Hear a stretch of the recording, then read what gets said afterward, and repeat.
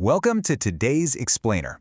Look, we're going to jump right in because today we are going to permanently shift your mental model of how you use Anthropic's tools. If you've been dabbling with Claude, you know it's incredibly impressive. But today, we're diving into the exact mechanics of maximizing the Anthropic stack.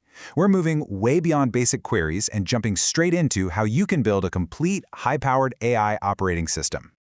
Okay, let's dive into this, because this is absolutely the most common chatbot trap I see out there. Be honest, are you still just typing a quick question into Claude and crossing your fingers for a magical answer? Because using Claude like a slightly smarter Google search box is literally the lowest value way to use it. This trap fundamentally limits creators, students, coders, and small businesses from ever reaching their true potential with the tool. The real power of Claude doesn't come from asking one-off questions, it comes from turning it into a comprehensive, repeatable system.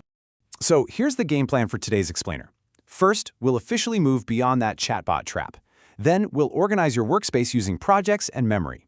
After that, we'll dive into agents and connectors, build out some repeatable custom skills, master context and privacy, and then wrap it all up with the ultimate AI workflow formula. All right, Section 1, Beyond the Chatbot Trap. Let's get into it. Think of the Anthropic stack like a professional, fully staffed AI office. Claude itself, that's your chief strategist. Claude Projects are your dedicated filing cabinets, keeping all your specific missions perfectly organized. Claude Memory acts as your long-term preference layer, so you never have to repeat yourself. Claude Skills are basically your reusable employee training manuals for very specific tasks. And finally, Claude Code and Cowork are your specialized digital assistants that actually take action. When you view the stack through this lens, you realize you aren't just chatting anymore. You're literally managing a digital workforce. Now, next up, we have to talk about a core concept here, artifacts. Think of artifacts as a separate visual workspace right next to your chat window. So when you ask Claude to write a complex document, or code an app, or maybe design an SVG diagram, it generates all of that in an artifact. It acts like this digital whiteboard or workbench, cleanly separating your large creative outputs from the regular back-and-forth conversation. It just keeps your whole workspace incredibly tidy and focused. Moving right along to Section 2, Workspace, Projects, and Memory. If you're a small business owner, a creator, or a student, you really should be creating one dedicated Claude project per major mission you have. A project is a completely self-contained workspace. To set it up perfectly, you first define the project instructions, you give Claude a crystal clear role, a specific goal, and tell it exactly what the output format should be. Next, you upload your reference documents. This becomes your project's internal knowledge base, and Claude will automatically pull relevant content from these files whenever it needs to. Then, establish your brand voice or tone, and, this is absolutely crucial, set strict do not do safety rules to keep the outputs tightly bounded. Remember, this is your secure filing cabinet. Right alongside projects, we have memory. Memory is that long-term preference layer that cross-chat continuity totally relies on.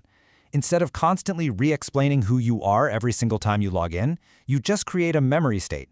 You might have a personal memory letting Claude know you prefer direct answers and super simple language, or a business memory that outlines your core audience.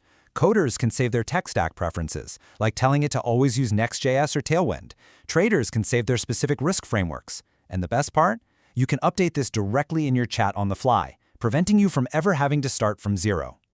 Okay, let's hit Section 3. Agents, code, cowork, and connectors.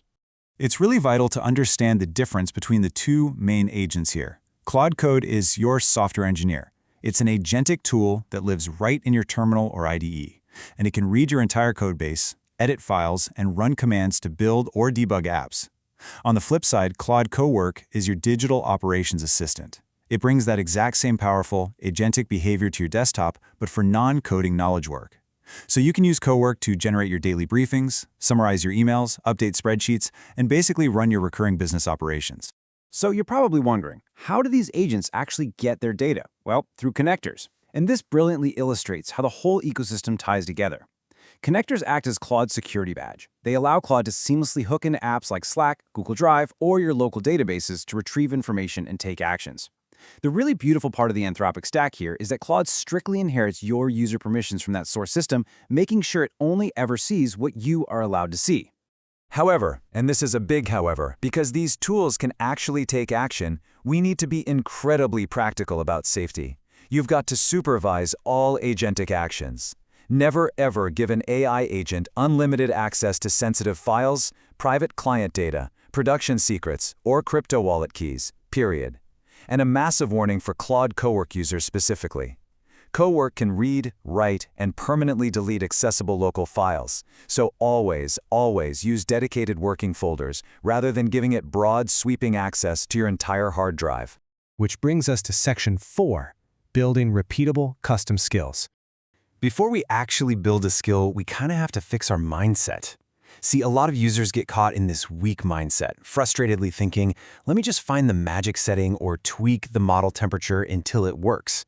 Actually, Anthropic explicitly warns that tweaking temperature on newer Opus models can cause serious errors. The much better mindset confidently relies on behavior tuning through prompt tuning. You optimize Claude by providing absolute clarity, precise context, strict constraints, and by showing it exactly what a good output looks like. And that leads us to a massive golden rule. When the task actually matters, do not ask for the answer first. Ask Claude to generate the best prompt first. A weak prompt is simply asking, hey, write me a trading bot. A vastly better meta prompt is saying, before you build anything at all, interview me to create a complete prompt specification for a trading bot.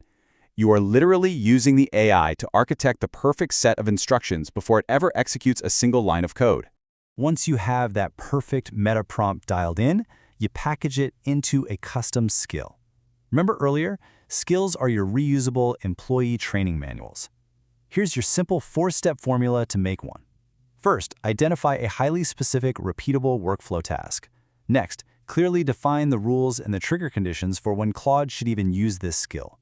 Third, provide crystal clear examples of both good and bad outputs. And finally, attach any relevant files, scripts, or templates it should reference. Skills are just incredibly adaptable. If you're a creator, you can build a skill that perfectly formats your YouTube scripts every single time. Students, build a skill that automatically generates comprehensive study guides from your raw, messy notes. Coders, you can create a standardized bug fix and documentation workflow that runs on autopilot. And small businesses, build a skill that reads your raw metrics and generates your polished weekly business reports. The magic is you build it once and you use it forever. Next up, Section 5, context handoffs and privacy rules. Have you ever noticed Claude getting a bit forgetful or repeating itself when you're super deep into a long conversation? Yeah, that is called context rot. Sounds like a terrible dental issue, I know, but it's actually a very real AI problem. As a conversation grows and that token count skyrockets, more data is not automatically better. The model's accuracy and its recall can severely degrade. My top tip, keep an eye on that scroll bar. If your scroll bar is getting tiny and you've covered multiple complex topics, your chat is rotting. To fix this without losing your mind or your hard work, you use the context handoff process. It is a total lifesaver. Step 1. Before leaving your long, bloated chat, just ask Claude to summarize the entire conversation into a compressed context handoff prompt, making sure to keep only the important rules and next steps. Step 2. Start a brand new, totally clean conversation. Step 3. Paste that exact handoff prompt. Boom! You instantly and cleanly transfer the context and reset the model's performance right back up to 100%. So the crucial point is, while we obviously want to give Claude enough context to do its job, there are absolute privacy boundaries we have to respect. Yes, Claude is safe, but uploading highly sensitive data to any cloud service carries inherent risk if there's ever an account compromise or an integration issue down the line. Never upload social security or passport numbers, bank accounts, crypto seed phrases, passwords, or confidential client data. Just don't do it. Instead, use placeholders. Literally type out bracket redacted SSN bracket instead of the real number. It keeps your workflow moving perfectly while keeping you entirely safe. And finally, Section 6, the ultimate AI workflow formula. All right, this right here is your roadmap from being a novice chatbot user to becoming a true systems architect. Set up a dedicated project. Establish that long-term memory. Build those reusable skills. Actively manage your context to prevent rot, and always run a consistent review loop on the outputs. When you combine all these elements into one cohesive equation, you literally have a bulletproof, repeatable AI workflow.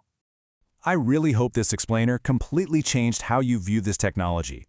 Now it's your turn to go out there and build. Like, subscribe, comment your biggest takeaway, and check the links in the description to download the related PDFs. But before you go, I want you to ask yourself one question.